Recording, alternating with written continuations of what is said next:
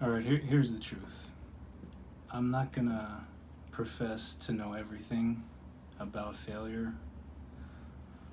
I haven't built up multi-million dollar companies and had them crash and burn or anything like that. I haven't had any spectacular sort of career in anything, but but I think I had my fair share, to borrow a phrase, um, of disappointment and almost all my own doing. No one to blame there. I mean, I'm thankful I know that much, but I guess my take is um, I think it's not as bad as most people regard it. I mean, especially here in LA. I mean, in LA, if you say, or if people think that you're any kind of failure, yeah, I mean, there's a certain sect of people that are into this whole um, inspirational type thing, and oh, pick yourself up by your bootstraps, and all those sort of things. But I think for the most part, that no one wants to really say that they failed in anything, and there's still, at least as I see it, uh, pervading a very fake it till you make it sort of mentality, and I think that has its merits. You certainly don't want to be weak walking around and complaining all the time about how tough you're having it, if you're having it tough. I don't respect that, and I don't think any of the men or women that I respect would respect that. I mean, it's one thing to ask for help, in a rare occasion, but these people that are constantly going on about how tough it is, the endless complaining, and it's everyone else's fault, and this and that, and politics and racism and all that.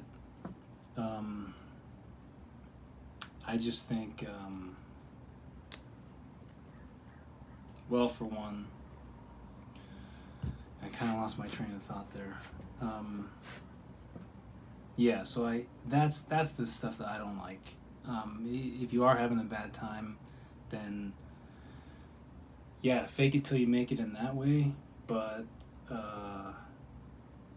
this other thing, I guess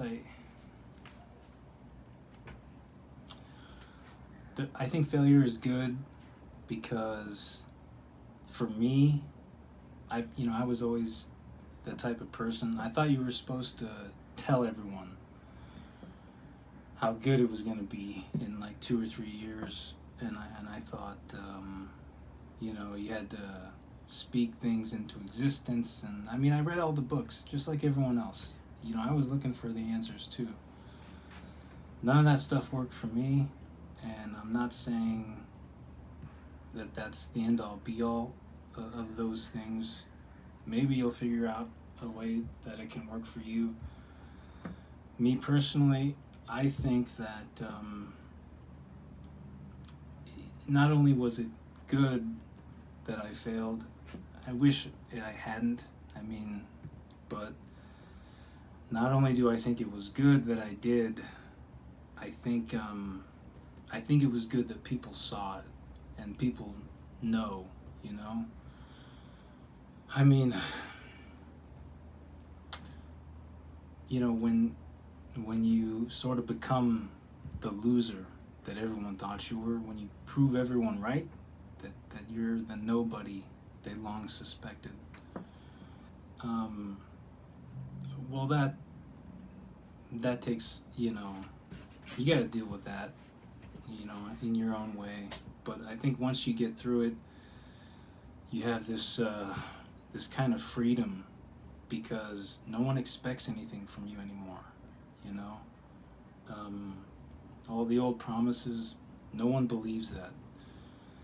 and that's good. You can work unencumbered now. You don't have any expectations about where you're going or what you're going to accomplish. I mean, as far as all those people are concerned, they forgot about you.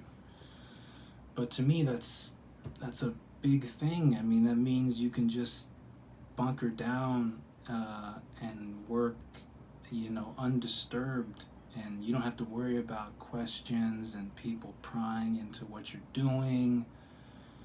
And at a certain point, I didn't even tell people, and I don't now. Whatever I'm working on, man, I'll tell people I'm a librarian or something, because I just don't want the questions, and mainly because the way I regard these creative endeavors is they're kind of like something you need to incubate, and it's very delicate in the beginning stages. And when you let it out into the world premature, to stick with that analogy, and you have all these people that are knocking on the glass and they're trying to peer inside and see what you're doing, and they wanna they wanna ask about this part and that part, and none of that's gonna help as far as I'm concerned. Didn't help me, just derailed me. And they're gonna have their little questions and their comments about, well, I would do it this way, and it's just, I mean, even well-meaning people asking about it, they'll, if they encourage you, you half think they're just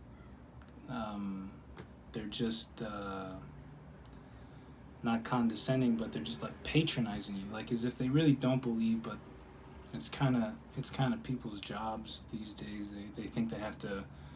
Well, that's great, even if they don't think so. And so that's kind of how I think about failure. And I mean, even that word is kind of like, God, it gets thrown around so much. I really, I mean, I don't really like it. It's what it is. But I mean, really, what happened? You just, you thought you could do something, and you found out you couldn't do it, or you didn't have what it took, or maybe you were just way out of your league, or you thought you wanted something but you didn't. You only thought you did. That I've had that, I think, more than once. And so, yeah, I mean, I don't know, failure, I still call it that because, in macro, that is kind of what happened. But yeah, I just wanted to share my thoughts on that I think when they, like if people haven't seen you fail, if they don't know, make sure and show them. And after a few years, like I said, for me, nobody believed. There was no one left. I mean, maybe it was only because they just didn't know. I stopped talking about it, because I didn't want to discuss it. And I do think you can take that too far, and I might have. I did, actually, because when you taking that too far is it's kind of like you're delusional now, because you got to put it out there at some point. You can't just keep saying that you're perfecting it for like years. At some point, I know some stuff takes that long, I understand, but in general, I think you need to be putting it out there. I don't know, maybe once a year. I'm still working on the number, and for that matter, a project, I'll call it. But yeah, so I think you can go too far, but man, I just don't see. I don't see any other way of sharing it and talking about it, discussing it. That never did it for me. It just kind of muddied the waters, and everything got convoluted, and their ideas kind of get mixed up with yours, and you don't really remember where you left off or what. It's just so to me, I never did that. I don't like to do that. I just keep it to myself. What are you up to? Not doing anything, just same old stuff. That's my go-to response. I don't want to get into it. And I think most of the time, I could be wrong on this, but most of the time it just seems like people are trying to size you up. And are you someone? That's kind of what I hear when they ask me that. Like, what do you do? Don't get me started on that question, because I don't really think most people care. I think, especially at the party types, the cocktail party scenario, what do you do is like, how can you help me? Am I going to be able to leverage something out of you? Or it's just entertain me, you know? I think I'm up here and you down there. What do you do? Tell me a story. That's kind of how I felt.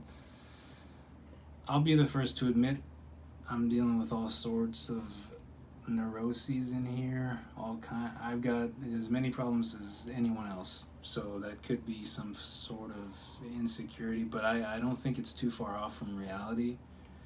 And so yeah, I'd say failure's a good time if you haven't quit yet. If you haven't quit, failure can be a good time to double down, in the way I see it.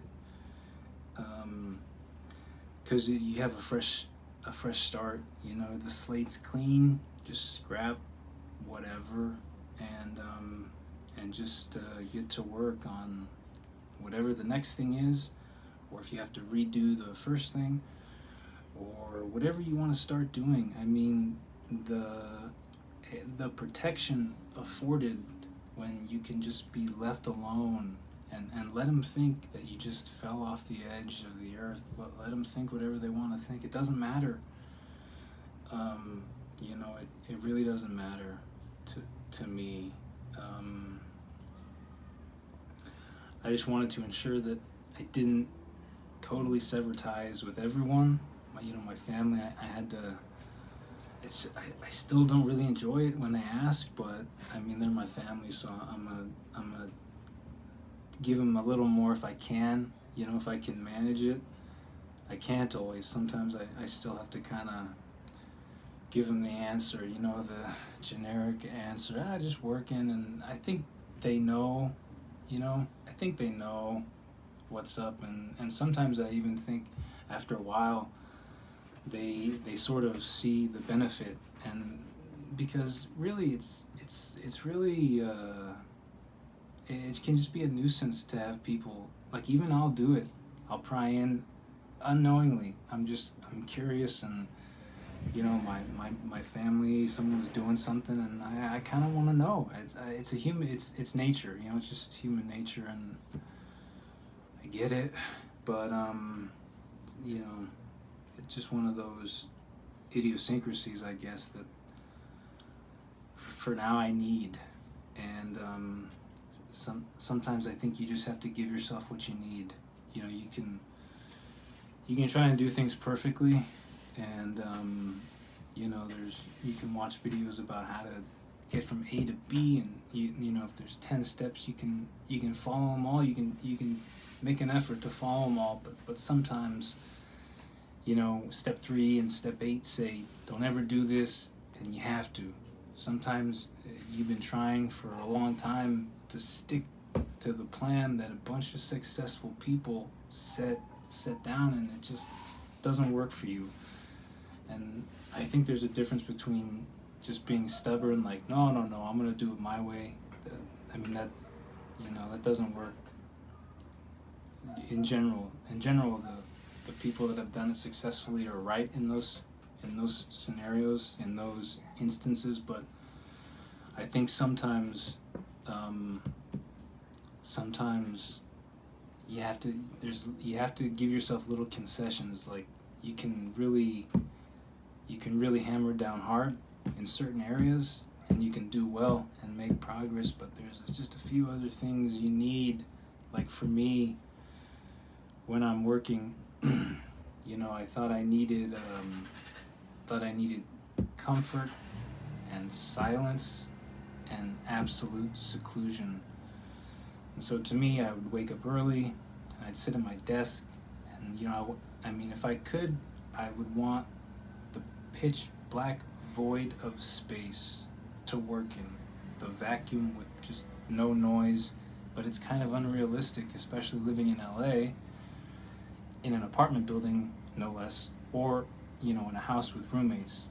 Other people are gonna live their lives, and I wanted to blow my brains out if I heard a pin drop. And so sometimes you kind of have to invent the things you need.